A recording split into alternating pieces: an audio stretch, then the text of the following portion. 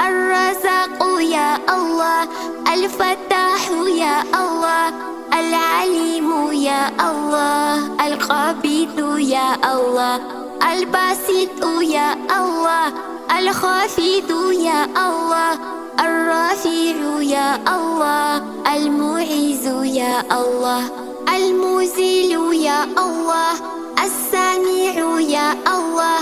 البصير يا الله، الحكم يا الله، العدل